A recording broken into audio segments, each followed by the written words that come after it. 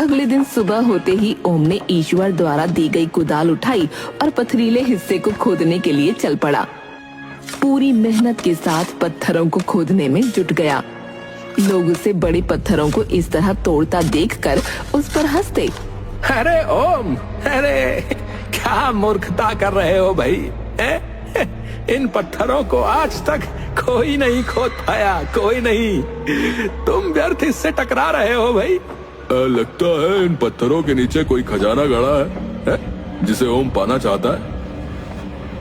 अरे मुझे तो लगता है ये पत्थरों में मरेगा। लोगों की बातें सुनकर ओम हताश हो जाता है। समझ नहीं आता कि खुदाई करूं या ना करूं। आप लोगों की कहनी पर ना जाएं, वही करें जो आपकी अंतरात्मा कहती है। ये सुनकर ओम वापस अपने कार्य पर लग गया। अंततः उसकी मेहनत रंग लाई। कठिन प्रयास के बाद उसे पथरीली जमीन के नीचे 2 बड़े बड़े पत्थर दिखाई दिए। उसने बड़ी मेहनत से पहले पत्थर को हटाया और फिर दूसरे पत्थर को। जैसे ही उसने हटाया, वहाँ पर बहुत सारे सांप निकल आए और गड्ढे में पानी ही पानी हो गया। बाहर खड़े कुछ लोगों ने भी ये दृश्य देखा। अरे अभी तो ये गड्ढा बिल्कुल सूखा था, अब यहाँ पानी ही पानी है। तभी वो पानी अपने आप कम होने लगा और पानी के नीचे से कृष्ण भगवान की मूर्ति ऊपर की तरफ आ गई। अरे भगवान कृष्ण की मूर्ति यहाँ कैसे आई? अरे अरे ये कैसा चमत्कार है? ये सब क्या हो रहा है? ओम जैसे ही मूर्ति को उठाता है, मूर्ति से आवाज आती है, ओम मुझे इस स्थान से न हटाओ, मुझे यहीं पर विराजमान कर दो। सबके सहयोग से मेरे लिए यहाँ पर एक मंदिर का निर्माण करो। आकाशवाणी सुनते ही सभी लोग अपने ही स्थान पर हाथ जोड़कर रुक जाते हैं। ठीक है भगवान, आपका आदेश मेरे सर माथे पर, मैं इसे अवश्य पूर्ण करूंगा, अवश्य पूर्ण करूंगा।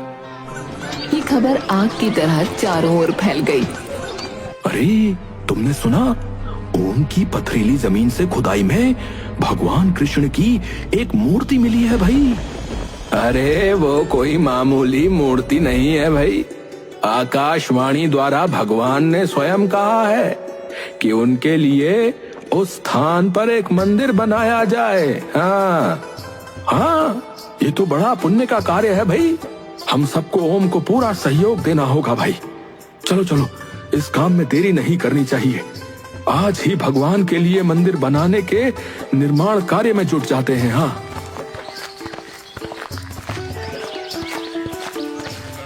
कुछ लोग ओम के पास पहुंचकर बाकी के पत्थरों की खुदाई का कार्य करने में जुट गए। दूसरी तरफ रात के समय, कुछ सुना तुमने अपने भाई ओम के बारे में? उसे भगवान कृष्ण की एक मूर्ति मिली है। तो मैं क्या करूं अगर मिली है तो?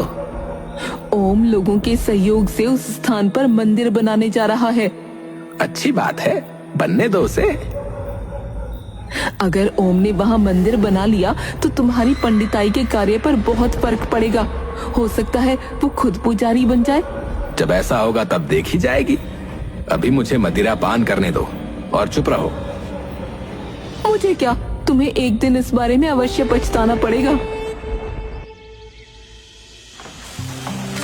दूसरी तरफ मंदिर का निर्माण कार्य जोरों शोरों से चल रहा था।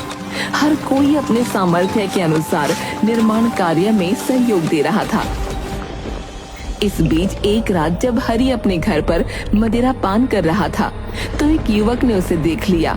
राम राम राम राम, कैसा कलयुग आ गया है। एक पंडित मदिरा पी रहा है। ऐसे भ्रष्ट पंडित के हाथ से कोई शुभ कार्य नहीं करवाना चाहिए। मैं अभी ये बात सबको बता कर आता हूँ। भाई भाई में कितना अंतर है। एक भगवान के लिए मंदिर के निर्माण कार्य में जी जान लगा कर लगा है और दूसरा मदिरा पीकर गिरे जा रहा है। अगले दिन जब हरि शास्त्री पंडिताई के कार्य के लिए स्थान पर बैठा तो कोई भी व्यक्ति उसके पास नहीं आ रहा था। क्या बात है, आज कोई भी मुझसे पंडिताई का कार्य करवाने के लिए मेरे पास नहीं आया। आज से पहले तो लोगों की भीड़ लगी रहती थी। शाम को वो परेशान सा घर पहुंचा।